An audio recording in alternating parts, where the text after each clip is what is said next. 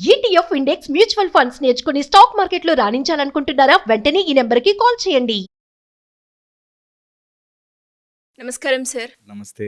Sir, ఒక రిలేషన్షిప్లో ఒక వ్యక్తి నాతో కమిట్ అయ్యాడా అంటే నాతో ఎలాంటి ప్రాబ్లం వచ్చినా నాతోటే ఉంటాడు, ఇతను నాకు కమిట్ అయ్యాడు, కమిట్మెంట్ ఉంది ఇతనికి రిలేషన్షిప్లో అనేది ఎలా తెలుసుకోవచ్చు?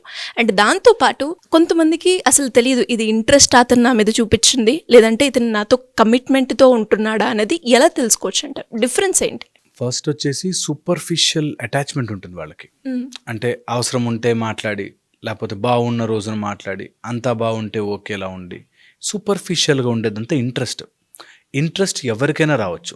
ఫర్ దట్ మ్యాటర్ మనం ఎవరైనా చూసినా కూడా ఇంట్రెస్ట్ పడవచ్చు, ఆర్ ఎవరు మనని చూసినా ఇంట్రెస్ట్ రావచ్చు. ఇంట్రెస్ట్ ఈ సూపర్ఫిషియల్ లెవెల్. ఎమోషనల్ కమిట్మెంట్ ఉండదు వీళ్ళకి. కమిట్మెంట్లో ఎమోషనల్ పర్సివరెన్స్ అంటారు. అంటే దే అటాచ్. నీకు కావాల్సినప్పుడు నేనున్నాను, నేను వస్తాను, నేను చేయగలుగుతాను, you are important than myself అనే ఒక ఎమోషనల్ అటాచ్మెంట్ వస్తే అది కమిట్మెంట్ కింద మారుతుంది. ఇది లాంగ్ టర్మ్ ఉంటుంది. ఎప్పుడైనా ఇంట్రెస్ట్ చూడు, ఫస్ట్లో ఇలా స్పైక్ లాగా వచ్చి స్లోగా తగ్గిపోతుంటుంది. సో దట్స్ ఇంట్రెస్ట్ ఎప్పుడు ఇలా పెరిగి మళ్ళీ తగ్గుతుంది. నెక్స్ట్ ఇంకోటి ఏదైనా దొరికితే అట్రాక్టివ్గా అటు వెళ్ళిపోతుంటుంది. సో దాని మీద ఇంట్రెస్ట్ వచ్చేస్తుంది. సో ఇంట్రెస్ట్ లాంగ్ టర్మ్ ఉండదు, కమిట్మెంట్ లాంగ్ టర్మ్ ఉంటుంది. ఓకే, ఇంట్రెస్ట్ ఉన్నవాడు నీ ఓన్లీ లైక్స్, పాజిటివ్సే వెతుకుతాడు. కమిట్మెంట్ ఉన్నవాడు పాజిటివ్ ఆర్ నెగిటివ్ నీతో ఉంటాడు. They will like both, whatever is plus or minus. ఇంట్రెస్టే ఉన్నవాళ్ళు నీ పాజిటివ్స్ని నీకు చెప్పి నిన్ను ఎంతసేపు కావాలంటే అంతసేపు నీతో ఉండి తర్వాత నెగిటివ్స్ని ఎక్కువ ఎత్తి చూపించడం చేస్తుంటారు. వేరాజ్ కమిట్మెంట్ ఉన్నవాళ్ళు నీకు పాజిటివ్ లేదు, నెగిటివ్ లేదు, అన్నిటినీ సమానంగా చూస్తారు అండ్ అన్నిటినీ నేను బెటర్ చేయడానికి ట్రై చేస్తారు. ఇది చాలా ఇంపార్టెంట్. అండ్ ఇంట్రెస్ట్ ఉన్నవాడు ఇంతకు ముందే చాలా స్టోరీలు జరిగి ఉంటాయి. అలాంటి వాడే నాకు చాలామంది వచ్చినప్పుడు చెప్తుంటారు, నేను ఫస్ట్ కలిసినప్పుడు అండి ఎవరో మోసం చేశారు, ఆ మోసమైన స్టోరీ నేను వినేసరికి నేను కరిగిపోయాను, ఈయన ఇంత మంచివాడు, ఈయన ఎలా మోసం చేశారని నేను ట్రాప్ అయ్యానని. సో ఎవరైతే ఇంట్రెస్ట్ బ్యాచ్ ఉంటారో వీళ్ళు వాడికి ఇంతకుముందు జరిగిన స్టోరీ ఒక ఏడుపు మోడ్లో చెప్తాడు మనకి. ఇది గ్యారంటీ గుర్తుపెట్టుకోవాలి ప్రతి అమ్మాయి ఆర్ అబ్బాయి. గుర్తుపెట్టుకోవాల్సి అంటే నాకు ఇంత కష్టం ఉండి నేను ఇంత మంచివాడిని, నన్ను వాళ్ళెవరో ఇలా మోసం చేశారు అని ఒక స్టోరీ చెప్తాడు, కంపల్సరీ చెప్తాడు. సో ఎవరైనా మీకు అలాంటి స్టోరీ చెప్తున్నారంటే వాడు తప్పు. ఒక లేడీ నా దగ్గరకు వచ్చింది, ఆమెకు మ్యారేజ్ అయ్యి హస్బెండ్ లేడు అండ్ 9 years పాప ఉంది. ఎవరో ఒక అతను ఆమె లైఫ్లోకి వచ్చాడు. వాడన్నీ ఇట్లాగా, నేను గుజరాత్లో ఉండేవాడిని, ఆ గుజరాత్లో నన్ను ఇలా జరిగింది, ప్రాబ్లం అయింది, నేను ఇక్కడికి వచ్చేసాను, ఫ్యామిలీ కోసం నేను ఇంత చేస్తున్నాను, ఈ టైప్లో చాలా అంటే నేను ఎంత మంచివాడిని అంటే నేను మంచితనానికే మంచివాడిని నేను చూపిస్తూ ఈ అమ్మాయిని ట్రాప్లోకి పెట్టాడు. సో అలాగా నీకు అన్నెసెసరీ ఎమోషనల్ స్టోరీ చెప్తారు చూసారా, వాళ్ళది ఓన్లీ ఇంట్రెస్ట్, వాళ్ళ పర్సనల్ ఎజెండా నడుస్తుంటుంది. అండ్ ఎవరైతే కమిట్మెంట్ ఉంటారో నీకు ఇలా జాలి హృదయంగా స్టోరీలు చెప్పి జాలి కథలు చెప్పి నేను పడేయాలని చూడరు. They are what they are, అంతే.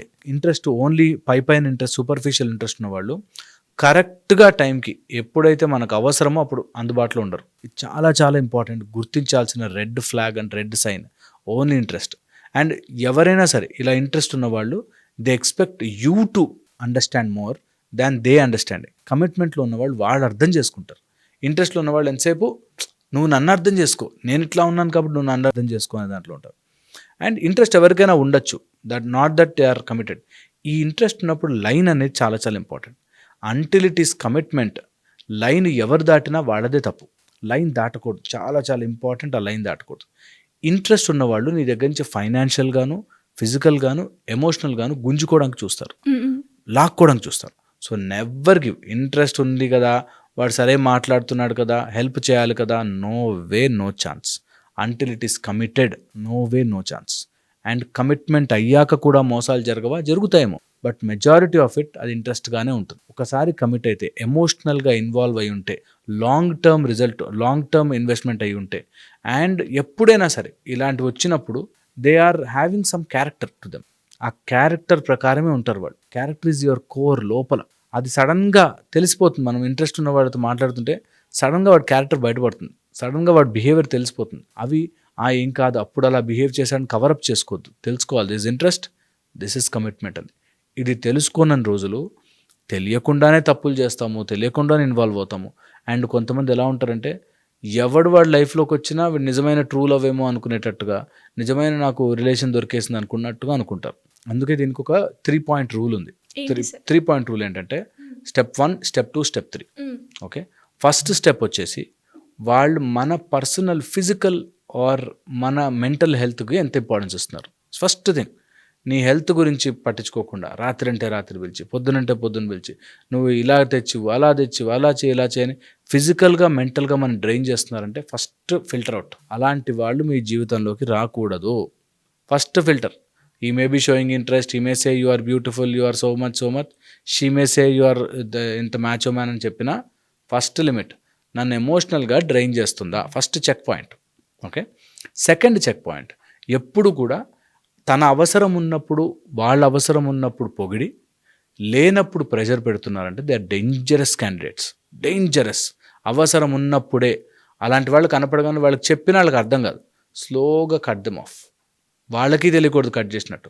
అలా ఉండాలి. Second step, that they are using you and time comes and they are not responding. Second. Third step వచ్చేసి వాళ్ళు మాట్లాడే తీరు విత్ పర్సన్ టు పర్సన్ మారుతుంది అంటే చాలా జాగ్రత్తగా ఉండాలి. ఎందుకంటే రేపు నిన్ను కూడా అదే పని చేయగలుగుతాడు, నిన్ను కూడా అలాగే మార్చేయగలుగుతాడు. మార్చగలుగుతాడు. సో ఈ 3-point చెక్కర్ ఉంటే మోస్ట్లీ ఫిల్టర్ చేసుకోవచ్చు. అండ్ ఎవరైతే ఫ్యామిలీకి ఇంపార్టెన్స్ ఇస్తున్నారో వాళ్ళు జనరల్లీ మీకు కూడా ఇంపార్టెన్స్ ఇస్తారు. ఎవరైతే అతిగా ఫ్యామిలీయే ఇంపార్టెంట్ అంటున్నారో వాళ్ళు జనరల్లీ మీకు ఇవ్వకపోవచ్చు. ఇది బండలెక్క రూల్. సో ఇవి తెలుసుకుని నువ్వు అలా ఉండగలను అనుకుంటేనే కమిట్మెంట్లోకి మారాలి. లేకపోతే keep it as an interest. ఏవో కొన్ని బ్యూటిఫుల్ మూమెంట్స్ ఉంటాయి లైఫ్లో, ఆ బ్యూటిఫుల్ మూమెంట్లో ఒక క్రష్ లాగా, ఒక ఇంట్రెస్ట్ లాగా, అరే భలే ఉన్నాడు, అరే భలే ఉంది, అంతవరకు ఆపేసేయాలి. ఎప్పుడు దాన్ని ప్రొసీడ్ చేసి దాన్ని ఎమోషనల్గా బాధలాగా మార్చుకుని, ట్రామాలా మార్చుకుని, అది ఎప్పటికీ మన మైండ్లో ఉండిపెట్టేట్టుగా చేయొద్దు. వీటన్నిటిలోకి ఇంట్రెస్ట్ టు కమిట్మెంట్ మారే ముందు ఎక్స్పెక్టేషన్స్ ఒకటి వస్తాయి.